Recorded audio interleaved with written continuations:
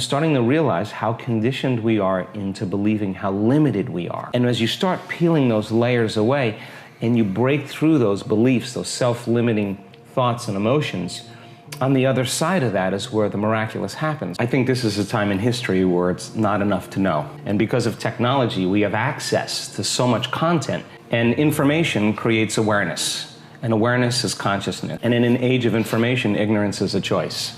There's an energetic change, I think, that's taking place in the world right now where people are so informed that old models, old paradigms are beginning to break down, whether it's the medical model or the religious model, the education model, journalism, the economy, politics. It's all beginning to come to the surface because something else has to come out. And 10 years ago, information was the thing that stimulated thought, stimulated new ideas. And as we learn new things, we make new connections in our brains. So as we begin to add new stitches into that three-dimensional tapestry in our mind, we're beginning to cause our mind to function in new ways. But the key then is to apply it. You just got to understand the formula. And just like any skill or anything you learn, you got to go from thinking to doing to being. You got to take knowledge, you create the experience, and if you keep doing it over and over again, you start getting a skill, or you start getting wise about how to do it. And you know that you know how to do it.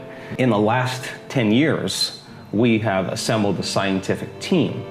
And let's see if you can really make significant brain changes. I don't want those changes to just be in your mind. I want them to be in your brain. And I want to be able to see before and after pictures to say, that person has a significant change after a traumatic brain injury, or anxiety or depression, or a cyclic mood disorder, or a stroke. We want to see that there's been significant change. At the same time, let's measure your brain in real time, and let's look to see what that transformation process looks like. We gained so much knowledge about what that transformational process looks like. In other words, I can tell you without a doubt that if you're analyzing your life right now within some disturbing emotion, that 100% of the time you're going to make your brain worse. If you're stuck in an emotion and you're thinking within that emotional state, in other words, you can't think greater than how you feel, that means then you were thinking in the past because those emotions are a residue of the past. So we see people in the process of change that are analyzing in duality or polarity. That kind of drives the brain into higher states of arousal and further away from true change. So we've done thousands and thousands and thousands of brain scans, and we now know that there's a formula to create greater brain coherence, greater brain efficiency, to make your brain work better. And when your brain works better, you work better. At the same time, it requires a clear intention and an elevated emotion to begin to change your energy and to change your life. And nobody changes until they change their energy, right? So then how do you get a person out of resentment and frustration into joy and freedom why would they feel grateful or joyful or free if the experience hasn't happened? So most people are spending the majority of their life waiting for something out there to take away their emptiness or pain or the resentment in here. Well, if they're waiting their whole life in separation or lack, then and we create reality, then the lack is driving certain thoughts, which is creating more separation and more lack. So teaching people then to begin to condition their body emotionally before the evidence takes place in their life is breaking a significant habit. So instead of living by cause and effect, now we're beginning to cause and effect. So the moment you start feeling whole and grateful, we now know your healing will begin at that moment. The moment you start feeling worthy and abundant, your wealth is coming. You're generating a certain amount of energy, a certain amount of wealth. And so let's stop telling the story of your past and let's start telling the story of your future. And people who aren't defined by a vision of the future, for the most part, are left with memories of the past. And your brain is a record of the past. It's an artifact of everything you've learned and experienced to this moment. So most people wake up in the morning and they start thinking about their problems. And those problems are memories that are tattooed in the brain that are associated to certain people and things at certain times and places. So the moment the person wakes up clean slate, they start thinking about their problems they're thinking in the past. If you believe your thoughts have something to do with your destiny, well, there's a possibility that your past is going to be your future. Every one of those problems has an emotion associated with it. So then the moment you start recalling the problem, you start feeling unhappy, now your body's in the past because thoughts are the language of the brain and feelings are the language of the body. And how you think and how you feel creates a state of being. So people reaffirm their identity based on the past, right? And it turns out that the redundancy of doing that, conditioning only requires an image and an emotion. And most people are unconsciously conditioning their body into the familiar past, into the known. So now if you're in the familiar past and in the known, you're going to crave the predictable future, right? That's the known as well. And there's only one place where the unknown exists, and that's the eternal present moment. That's the sweet spot of the generous present moment. So you gotta labor to get that person beyond the emotions that keep them tacked or anchored to the past. And yes, it takes an effort to do that, but if you keep working with the formula, you'll reach that elegant moment where there's a liberation of energy. And now your body, as the unconscious mind, the objective mind, is not believing it's living in the same past experience 24 hours a day, because you're liberating the body from that emotional state.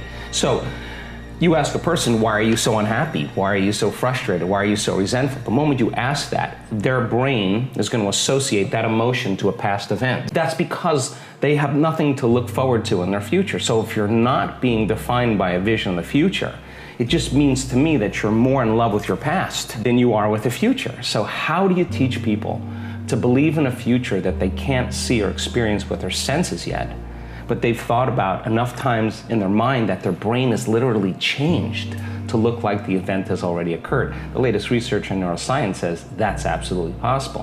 We know that.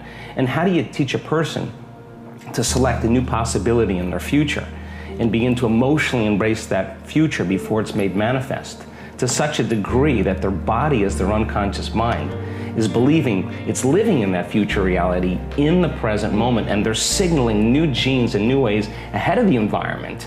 Now, till their body begins to change to look like the event has already occurred. We've proven. So your body is believing it's living in that future reality in the present moment. Now think about this. The stronger the emotion you feel from some condition in your life, the more altered you feel inside of you, the more you narrow your focus on the cause, and the brain freezes an image and takes a snapshot. And that memory now is embossed in the brain. It's branded in there.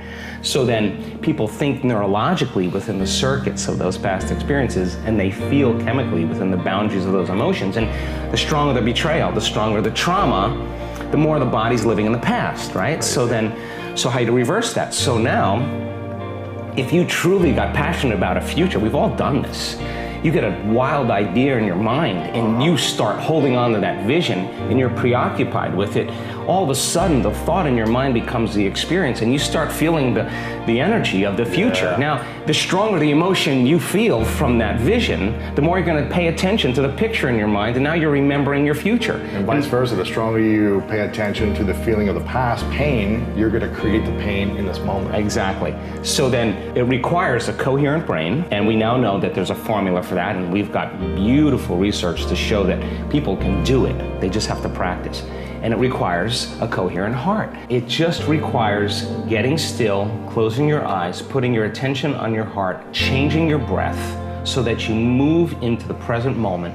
And when you slow your breathing down, you slow your brainwaves down. When you slow your brainwaves down, now you're accessing your autonomic nervous system. So then you train a person how to open their heart and feel an elevated emotion. And it takes a little practice.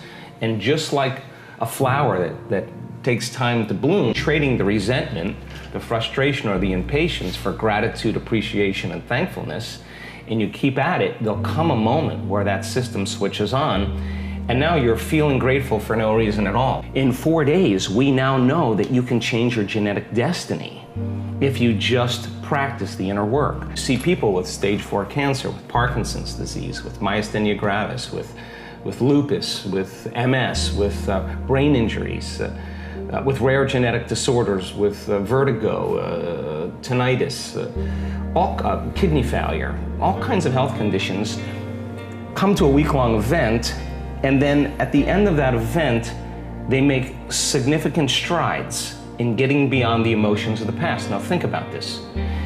The science says that the environment signals the gene, that's epigenetics. The end product of an experience in the environment is an emotion. So as long as you're living by the same emotion every single day, you're signaling the same gene in the same way.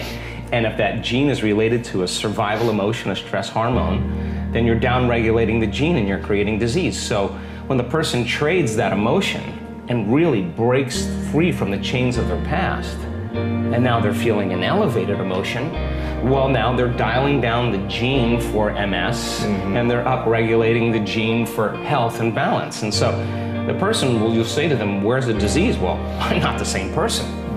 I'm not this. And the side effect of that is a transformation and healing. So the funny thing about it is the person who has the healing is not talking about the healing. What they're talking about is how amazing they feel.